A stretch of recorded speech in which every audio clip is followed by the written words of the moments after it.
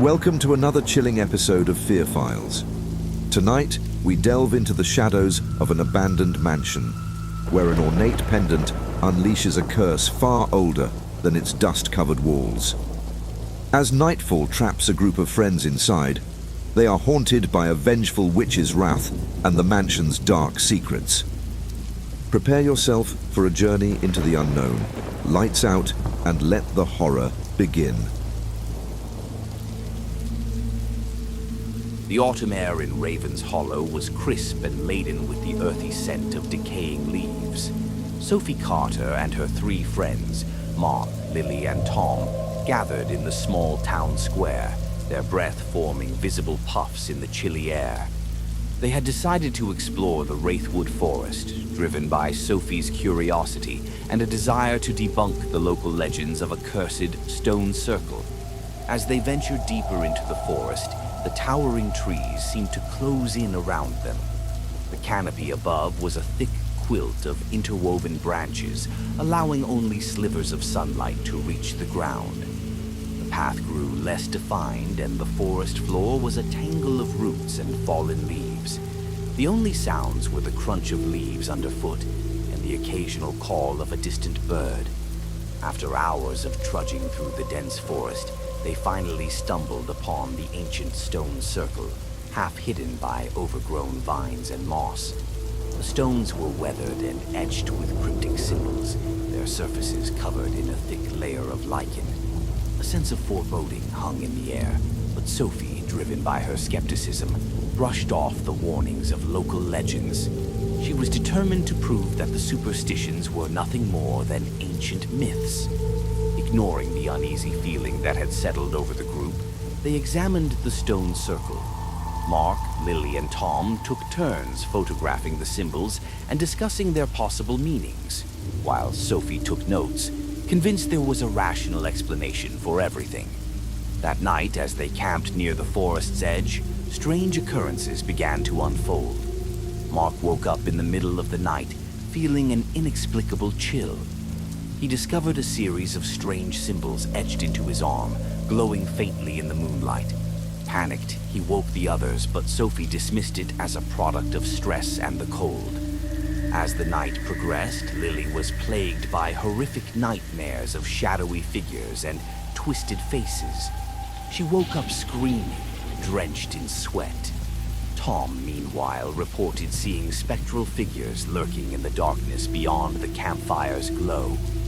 The eerie sightings and unsettling experiences only deepened the group's sense of dread. By morning, tensions were high. The once close friends now eyed each other with suspicion. The symbols on Mark's arm had grown more elaborate, and Sophie began to question her earlier dismissals. The group decided to return to town and seek help, but their efforts to leave the forest were thwarted by a series of inexplicable mishaps: broken equipment, lost supplies, and an overwhelming sense of being watched. As the days passed, the curse's effects worsened. The symbols on their bodies continued to change, growing more intricate and disturbing. Each night, the nightmares grew more intense, and the spectral figures became more aggressive.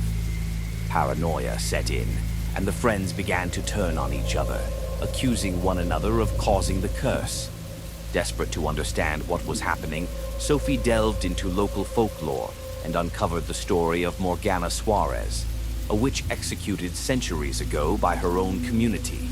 According to legend, Morgana had been a powerful sorceress who was betrayed and wronged by those she trusted.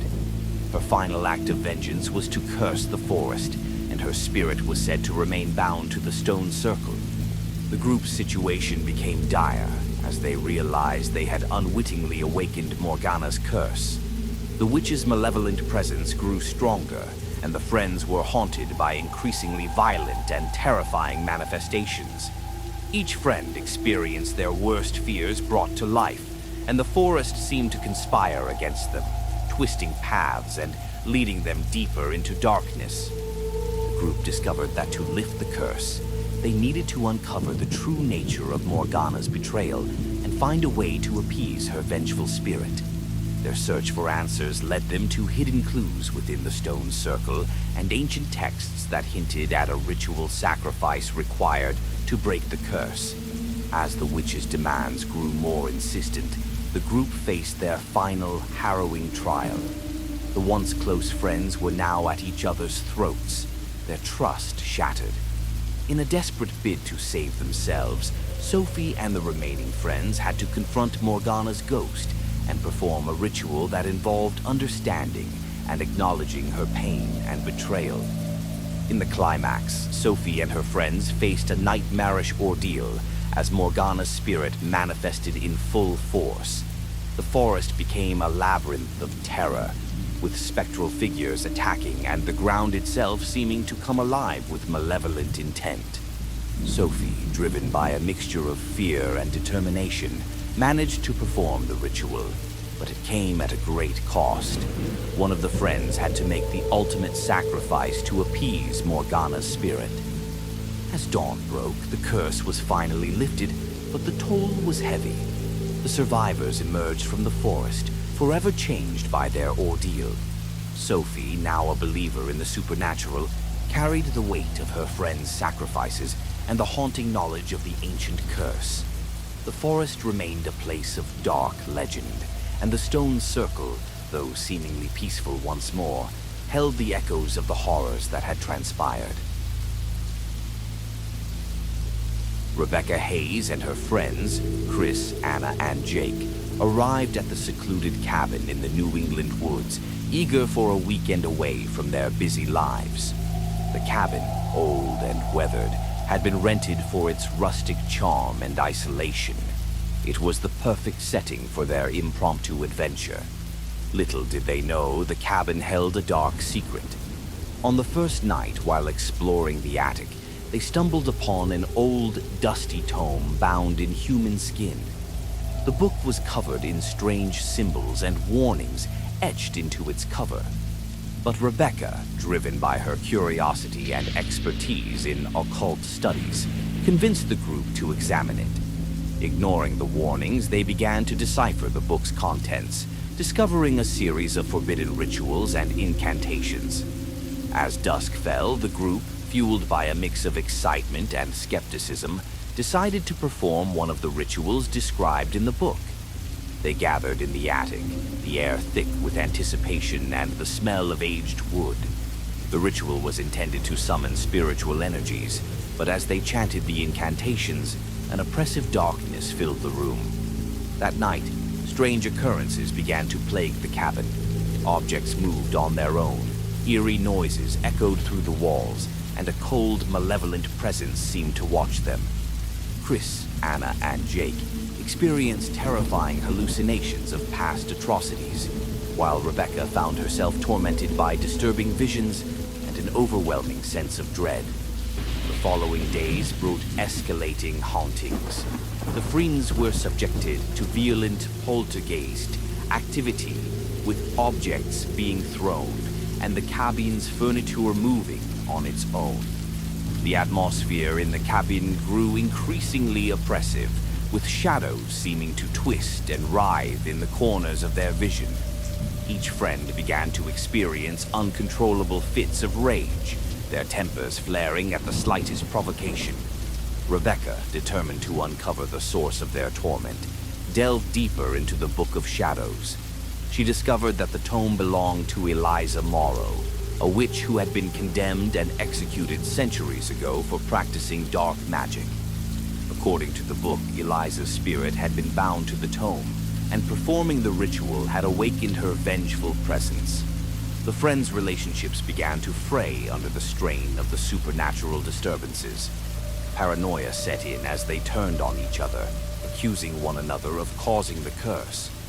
Rebecca realized that to stop the hauntings, they needed to understand the full extent of Eliza's story and find a way to appease her tormented soul. Through research and clues found in the book, Rebecca learned that Eliza had been betrayed by those she trusted and had sought revenge through dark rituals. The only way to break the curse was to perform a counter-ritual that acknowledged Eliza's pain and offered restitution for the wrongs done to her. As the group prepared for the final confrontation with Eliza's spirit, the cabin became a nightmarish labyrinth of terror. The friends were haunted by the full force of the witch's wrath, with spectral figures and disturbing visions intensifying their fear. Rebecca and her friends performed the counter-ritual in a desperate bid to calm the vengeful spirit. In a harrowing climax, the group faced Eliza's full fury. The ritual was fraught with danger, and sacrifices were made to appease the witch's spirit. Rebecca confronted her own guilt and sought redemption for her role in awakening the curse. The struggle to complete the ritual was intense, with the cabin becoming a chaotic battleground of supernatural forces. As dawn broke, the spirit of Eliza Morrow was finally appeased, and the curse was lifted. The cabin fell silent, the oppressive darkness lifting as the friends emerged, forever changed by their ordeal. The Book of Shadows was left behind, a chilling reminder of the dangers of delving into forbidden knowledge. Rebecca and her friends returned to their lives, haunted by the memories of their time in the cabin. The experience had left them with a deeper understanding of the supernatural and a cautionary tale about the perils of curiosity and the consequences of tampering with dark forces.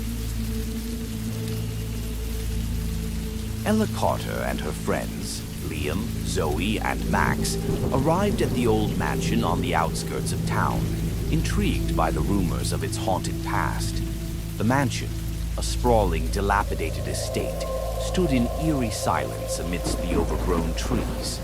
The group, seasoned explorers and thrill-seekers, saw it as the perfect location for their next adventure. As they roamed the dusty rooms and creaking hallways, they came across a forgotten chest hidden beneath a rotting tapestry. Inside, they discovered an ornate pendant bound in intricate, arcane symbols. The pendant exuded a strange, mystical allure, captivating Ella's curiosity. Despite the warnings etched into the chest's lid, they could not resist the urge to examine the pendant further. That evening, as the group admired their find, the pendant began to glow ominously. The mansion's atmosphere shifted, and the temperature plummeted. Suddenly, the mansion's doors slammed shut, trapping them inside. The friends' excitement turned to panic as they realized they were unable to escape. As night fell, eerie whispers echoed through the empty halls, and strange phenomena began to occur. Objects moved on their own. Cold drafts swept through the rooms, and unsettling shadows flitted across the walls. The group was plagued by disturbing visions of a vengeful witch, her spirit lingering in the mansion's dark corners. Ella, determined to understand what was happening, began to investigate the mansion's history. She discovered that the pendant was part of an ancient protection spell cast by Isabella Ravenscroft, a powerful witch who had been wronged and betrayed centuries ago. The spell was designed to trap intruders and protect the mansion's secrets. The friends' relationships began to fray under the strain of the supernatural disturbances. Paranoia set in as they accused one another of causing the cursing. Ella realized that to break the spell and escape the mansion, they needed to uncover the full story of Isabella Ravenscroft and find the witch's lost relic, a key to dispelling the curse. As they searched for clues, the mansion seemed to come alive with malevolent energy. The haunting visions grew more intense, and the friends experienced terrifying hallucinations of past atrocities associated with the witch. The mansion became a nightmarish labyrinth, with hidden passages and forgotten rooms revealing fragments of Isabella's tragic past. Ella and her friends uncovered that Isabella's curse was tied to a lost relic, an ancient artifact that held the power to lift the spell. They deciphered the clues scattered throughout the mansion and traced the relic's location to a hidden chamber deep within the estate. In a desperate bid to escape, the group performed a counter-ritual, hoping to appease Isabella's spirit and break the curse. the mansion was plunged into chaos as the witch's wrath reached its peak, with spectral figures and violent disturbances attacking them. The final confrontation with Isabella's spirit was a harrowing battle of wills and desperation. Ella faced her own fears and regrets, seeking redemption for her role in awakening the curse. The group completed the ritual, and the pendant's glow dimmed as the spell was lifted. As dawn broke, the mansion fell silent. The friends emerged exhausted and haunted by their ordeal. They left behind the cursed pendant and the mansion's dark history, forever changed by their encounter with the vengeful witch. Ella and her friends returned to their lives, their adventure leaving them with a profound respect for the unknown and a cautionary tale about the perils of meddling with ancient magic. The mansion remained a silent sentinel, its secrets and curses resting in the shadows, awaiting the next curious soul. Thanks for joining us on this terrifying journey into the heart of darkness. If you dared to face the mansion's sinister secrets with us, don't forget to hit that like button and subscribe for more spine-chilling stories. Share your thoughts and theories in the comments below. What would you have done if faced with the witch's curse? Until next time, keep the lights on and remember, not all secrets are meant to be uncovered. Stay safe and sleep tight if you can.